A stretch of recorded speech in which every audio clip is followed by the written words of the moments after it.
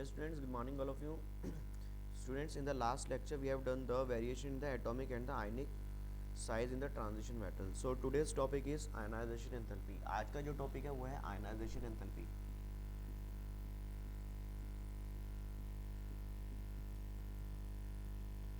बच्चों देखो, आप लोगों ने क्लास 11th में chapter number 3 classification of elements, उसमें आप लोगों ने क्या करा है, बेसिकली आप लोगों ने उसके अंदर देखा था कि आयनाइजेशन एंथैल्पी क्या होती है और उसका क्या वेरिएशन होता है लेफ्ट टू राइट पीरियड में जाते हुए या फिर top to bottom in a group.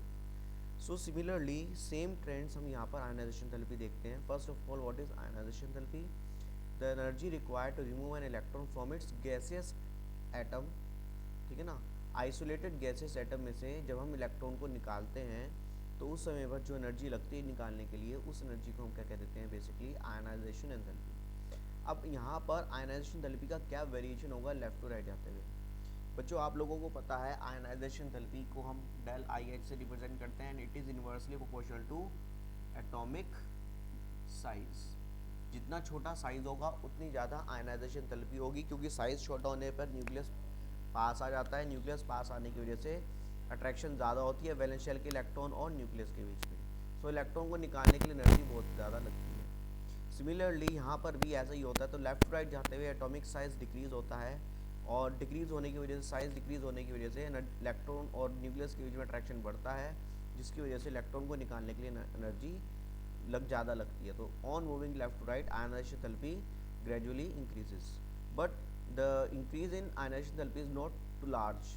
बहुत ज़्यादा लार्ज नहीं है, मतलब कि लेफ्ट टू राइट जाते हुए इंक्रीज हो रही है, लेकिन दो कॉन्जिक्यूटिव एटम्स के आयनाइजेशन एंथैल्पी में बहुत ज़्यादा डिफरेंस नहीं होता, क्योंकि साइज़ में भी ज़्यादा डिफरेंस नहीं है. हमने कल पढ़ा था जैसे जैसे हम लेफ्ट टू राइट मूव करते हैं साइज़ जो है वो डिक्रीज़ हो रहा था, लेकिन बहुत ज़्यादा डिक्रीज़ नहीं हुआ था due to poor shielding effect of F electrons और डी इलेक्ट्रॉन्स, जिसको हमने लेंथेनॉइड कॉन्ट्रैक्शन भी कहा था. ऐसे ही यहाँ पर हम लेफ्ट टू राइट जाते हैं तो आयनाइजेशन एंथैल्पी क्या होती है, इंक्रीज़ होती है, क्योंकि साइज़ इंक्रीज़ हो रहा है, डिक्रीज़ हो रहा है, जिसकी वजह से आयनाइजेशन एंथैल्पी इंक्रीज़ होती है. बच्चों अब यहाँ पर कोई भी कंपाउंड है, जैसे कि मैं बात करता हूँ Na2+ और Na4+, सिमिलरली Pb2+ और Pb4+. अब Na2+ और Pb2+ में कौन ज़्यादा स्टेबल है, ऐसे ही Na4+ और Pb4+ में कौन ज़्यादा स्टेबल है, हमको ये देखना है. और ये स्टेबिलिटी हम किसके बेसिस पे बताते हैं, on the basis of the ionization enthalpy.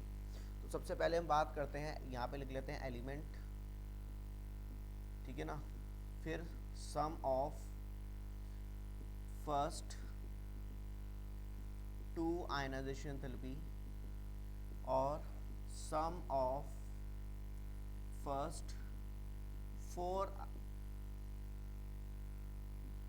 Ionisation enthalpy.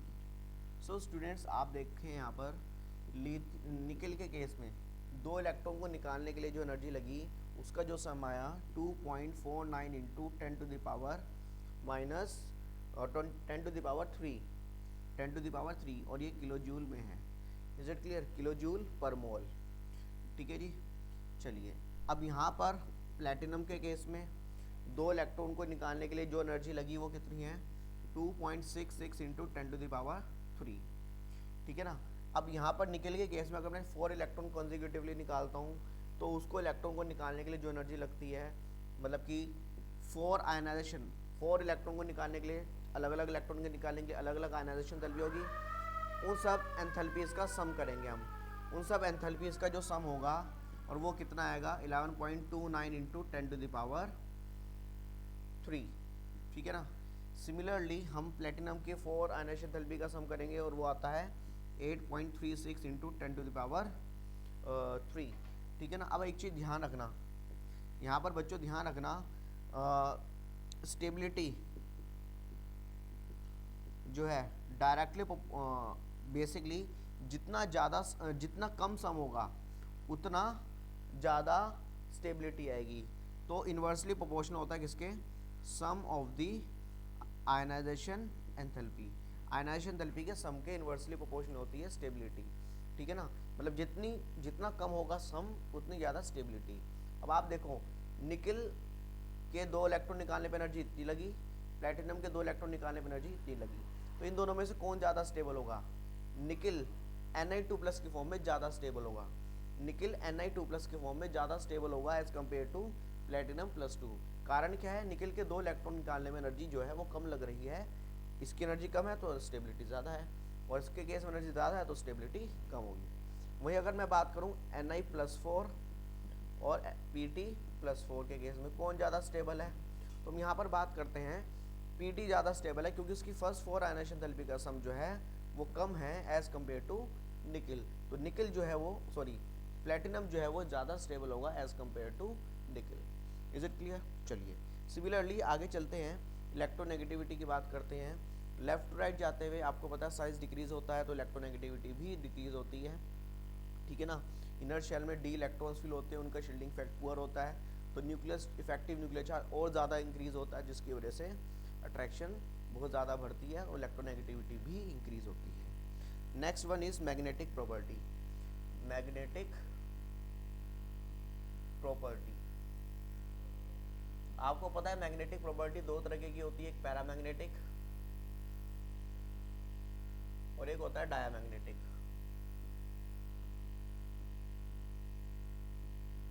Paramagnetic and diamagnetic. Paramagnetic कौन होते हैं? जो weekly,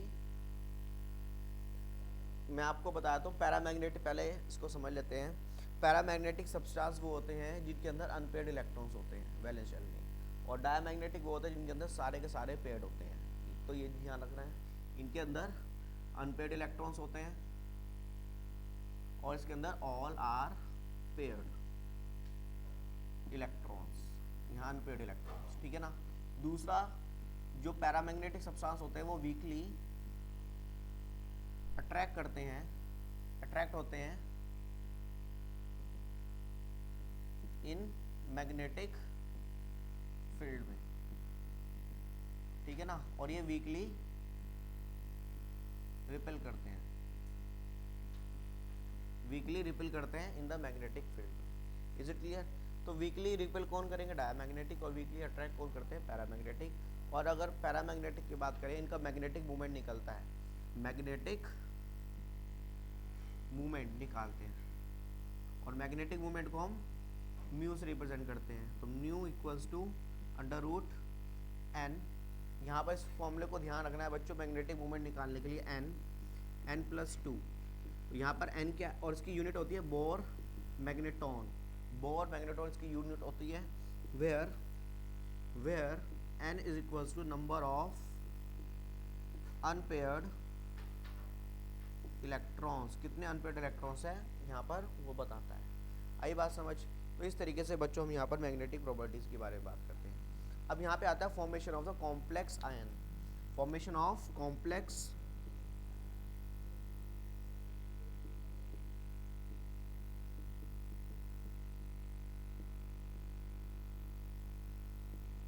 complex ion, complex ion की फॉर्मेशन, ठीक है ना। कॉम्प्लेक्स बल्कि आयन नहीं कहेंगे, कॉम्प्लेक्स कंपाउंड की फॉर्मेशंस, कॉम्प्लेक्स कंपाउंड की फॉर्मेशन देखनी है। आप लोगों ने कॉम्प्लेक्स कंपाउंड चैप्टर पढ़ लिया, कोऑर्डिनेशन कंपाउंड, उसके अंदर आपने देखा होगा जितने भी मेटल एटम्स थे वो कौन से थे? ट्रांजिशन एलिमेंट थे, डी ब्लॉक के एलिमेंट थे। डी ब्लॉक के एलिमेंट जो हैं वो बेसिकली कॉम्प्लेक्स कंपाउंड बनाने में ज़्यादा यूज़ होते हैं, ठीक है ना। तो कारण क्या है? एक तो इनका साइज़ बहुत छोटा होता है, comparatively smaller size of the metal ions and their high charge density. इनके ऊपर इलेक्ट्रॉन्स, डी इलेक्ट्रॉन्स होते हैं, ठीक है ना, तो एफ इलेक्ट्रॉन्स होते हैं। तो इनके अंदर क्या होता है? बेसिकली हाई चार्ज डेंसिटी होती है और इनका साइज़ छोटा होता है, उसकी वजह से यहाँ पर क्या होता है? ये small size and high charge density. अब साइज़ कैसे स्मॉल? मतलब कि दूसरे मेटल से कंपेरेटिवली इनका साइज़ छोटा होता है, ठीक है ना। दूसरा, availability of D electrons, D electrons होने की, डी ऑर्बिटल्स होने की वजह से, सॉरी डी इलेक्ट्रॉन्स नहीं, vacant D orbitals, vacant D orbitals होने की वजह से अपनी वैलेंसी को एक्सपेंड कर सकता है, जिसकी वजह से ये क्या करता है? बेसिकली कॉम्प्लेक्स कंपाउंड बना लेता है। यहाँ पे क्या कहेंगे? वैकेंट डी ऑर्बिटल्स अवेलेबल होते हैं यहाँ पर। आगे बात समझ। वैकेंट डी ऑर्बिटल्स की अवेलेबिलिटी होने की वजह से ये क्या बना लेता है, कॉम्प्लेक्स कंपाउंड बनाता है। Is it clear? चलिए नेक्स्ट अब हम बात करते हैं, नेक्स्ट जो इसकी प्रॉपर्टी है वो है it is use as a catalyst. इसको एक कैटलिस्ट की तरह यूज़ करा जाता है। कैटेलिटिक प्रॉपर्टी मतलब कैटलिस्ट की तरह यूज़ करा जाता है, मतलब किसी कैटेलिटिक प्रॉपर्टी है। Is it clear? अब वो कैटेलिटिक प्रॉपर्टी क्यों है उसको समझना है, ठीक है ना।